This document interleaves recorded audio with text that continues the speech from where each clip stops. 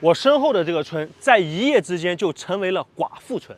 据说这个村里的男人呀，在一夜之间全部都消失了，只留下了妇女跟儿童。从此呀，这个村就成为了寡妇村。这到底是怎么回事呢？村里的男人到底都去了哪呢？今天啊，我们就走进寡妇村，带你去揭开它的神秘面纱。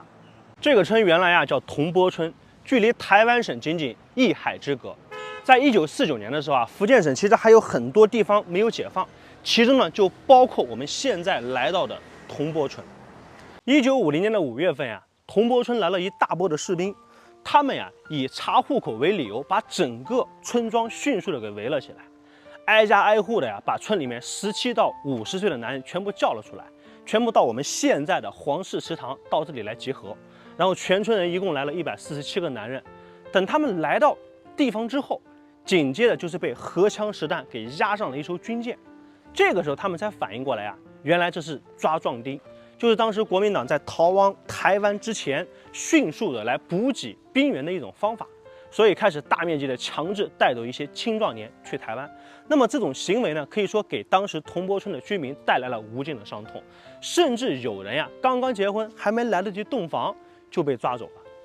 人生最大的痛苦莫过于跟自己的至亲至爱的悲欢离合。村里的男人呀全部都被抓起做了壮丁，最痛苦的还是他们的家人妻儿老小。在事情发生以后呢，只能生活在无尽的恐惧和痛苦当中。但是这个时候，铜钵村的女人们却做了一件让人特别感动的事情。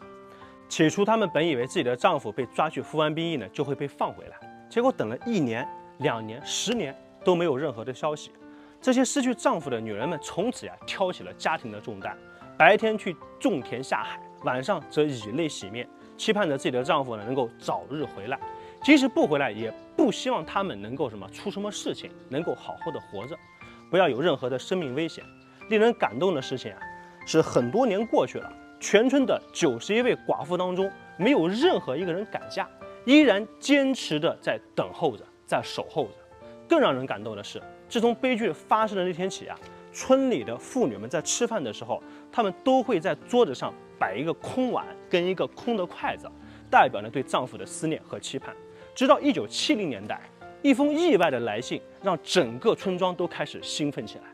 这是呢从台湾当时寄回到新加坡，从新加坡再寄到我们现在这个村铜钵村的一封家书。听到消息后的全村的妇女们开始放声痛哭，她们整整等了20年呀，终于有了一声回应。俗话说得好，烽火连3月，家书抵万金。时隔20年，首次跟自己失去的亲人取得联系，这是一种怎样的心情呢？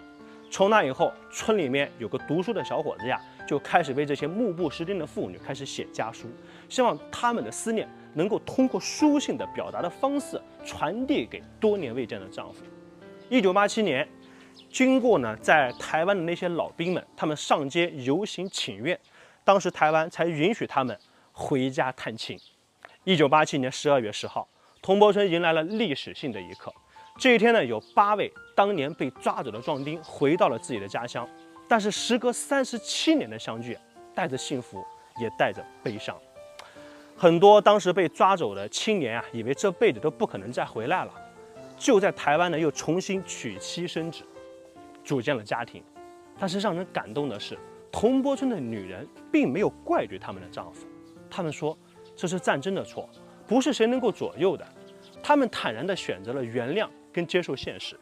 中国的妇女真的太不容易了，37年的时间，对于历史来说可能是一弹指间，